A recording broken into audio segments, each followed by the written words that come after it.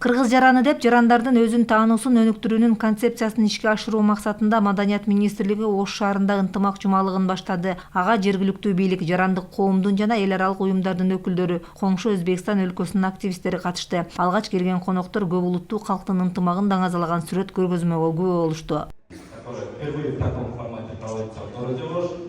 Ынтымак жумалыгынын алкагында Борбор Азиядагы кызматташтык тынчтык куруунун натыйжалуулугун жогорулатуу жолу катары деген темада тегерек стол өттү. Анда катышуучулар дүйнөдө болуп жаткан кооптуулуктарды эске алып, анын алдын алууда бул иш-аракеттердин мааниси чоң экендигин белгилешти. Ошо Борбор Азиядагы тынчтыкты кармап калуу болуп атат да. Өзүңүздөр көрүп атасыздар, дүйнөдө согуштук абалдар күчөп баратат.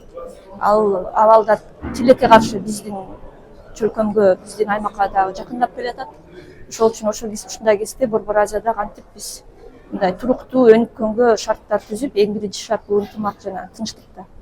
Ошол биздин максат. Чакырылган конокторго айтылган сунуш-пикирлерди угуп, өз аймактарында түшүндүрүү иштерин жүргүзүү зарылдыгы сунушталды. Алар ар кандай чыр-чатактардын алдын алуу, этностор ортосундагы ынтымакты бекемдеп, ал аркылуу тынчтыкты куруу учур талабы экенин жайылтышат. 2 күндүн ичинде ушундай аябай көп мындай мыкты тажрыйбалар бар, ушул тынчтыкты куруш боюнча. Ар кандай уюмдардын өкүлдөрү өздөрүнүн тажрыйбалары менен бөлүшөт. Анан ошол эле мезгилде негизинен ушул бул ынтымак жумалыгы бул ушундай уникалдуу жана өзгөчөлөнгөн платформа болуп эсептелет да. Бул жерде негизинен мындай отчет бериш эмес, бул жерде келип алып мындай баарлашуу, тажрыйбалар менен бөлүшүү, мыкты тажрыйбаларды жайылтуу жана ошондой эле мындай тынчтыкка карата болгон баардык күчүбүздү мындай бириктирүү да.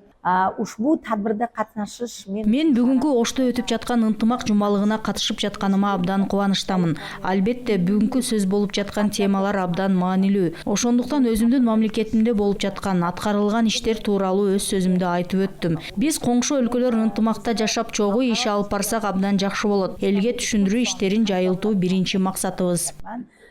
Mana shu tinchlik qurilishi yo'lida barchalarimiz bundan buyon ham hamma kuchlarimizni, g'oyalarimizni birlashtirib. Аталган иш-чара Маданият, маалымат, спорт жана дин тарбия министрлиги тарабынан уюштурулган. Эми 2 күн бою катышуучулар Борбор Азия өлкөлөрүндө тынчтыкты куруу багытындагы аракеттерди ишке ашыруунун жолдорун бирге талкуулашат.